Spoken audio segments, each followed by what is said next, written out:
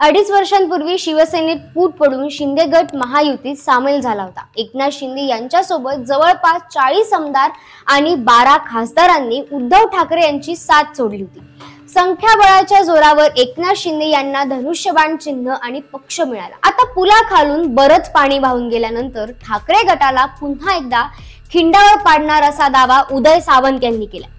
आज रत्नागिरीतून उद्धव सेनेला ट्रेलर दाखवणार असल्याचा दावा देखील त्यांनी केला। त्यामुळे राज्याचे वातावरण ढवळून निघाले आहे। विधानसभेतील मोठ्या पराभवानंतर उद्धव सेनेतील अनेक नेते शिंदे गटाकडे येणार असल्याचा दावा सामंत यांनी केला। उद्धव ठाकरे गटाचे 4 आमदार आणि 3 खासदार एकनाथ शिंदे यांच्या नेतृत्वातील शिवसेनेत सहभागी होतील असा दावा सुद्धा त्यांनी केला। रत्नागिरीत त्यांचा पहिला ट्रेलर दाखवणार असल्याचं ते म्हणाले।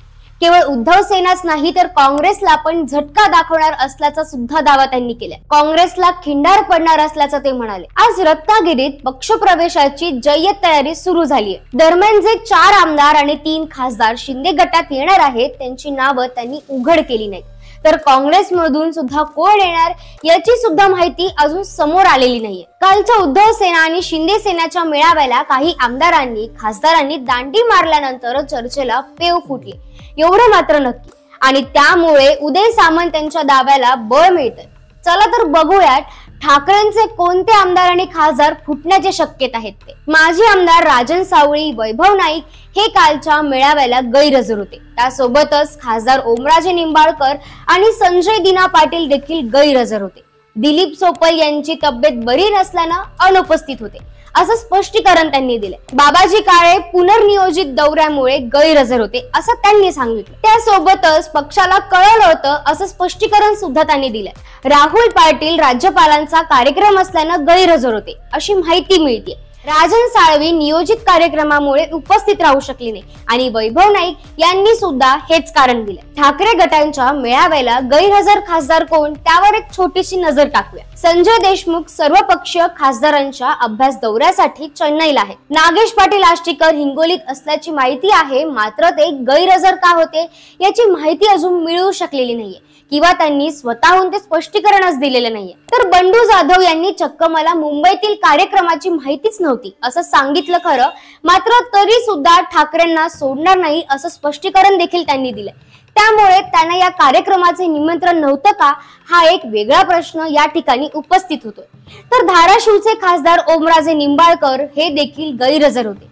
ते लक्षद्वीपच्या दौऱ्यावर असल्यानं मेळाव्याला उपस्थित राहू शकलो नाही असं त्यांनी सांगितलं। संजय दिना पाटील हे नॉन रिचेबल आहेत, त्यांच्याशी संपर्क करायचा प्रयत्न केला गेला, ते का अनुपस्थित होते ठाकरेच्या मेळाव्याला हे त्यांना विचारण्यासाठी जाणून घेण्यासाठी त्यांच्याशी संपर्क करण्याचा प्रसार माध्यमांनी प्रयत्न केला, मात्र त्यांच्याशी संपर्क होऊ शकलेला नाही।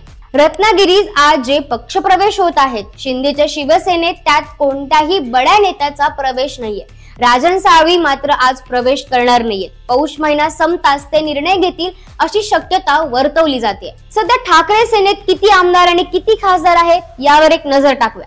ठाकरेचे 20 विजयी उमेदवार मेहकर सिद्धार्थ खरात, दर्यापूर गजानन लवाटे, बाळापूर नितीन देशमुख, बणी संजय दरेकर, परभणी राहुल पाटील, विक्रोळी सुनील राऊत, जोगेश्वरी पूर्व अनंत बाळ, दिंडोशी सुनील प्रभू, वर्सोवा हरुण खान, कलिना संजय पोतनीस, वांद्रे पूर्व वरुण सरदेसाई, माहीम महेश सावंत, वरळी आदित्य ठाकरे, शिवडी अजय चौधरी, भायखळा मनोज जामसुतकर, खेड आळंदी बाबाजी काळे, उमरगा प्रवीण स्वामी, उस्मानाबाद कैलास पाटील, बार्शी दिलीप सोपाल, गुहागर भास्कर जाधव। ठाकरे गटाच्या 9 खासदारांची यादी: संजय देशमुख यवतमाळ वाशिम, नागेश पाटील आष्टीकर हिंगोली, संजय जाधव परभणी, ओमराजे निंबाळकर उस्मानाबाद, राजभाऊ वाजे नाशिक, भाऊसाहेब वागचौरे शिर्डी, संजय दिना पाटील उत्तर पूर्व मुंबई, अनिल देसाई दक्षिण मध्य मुंबई,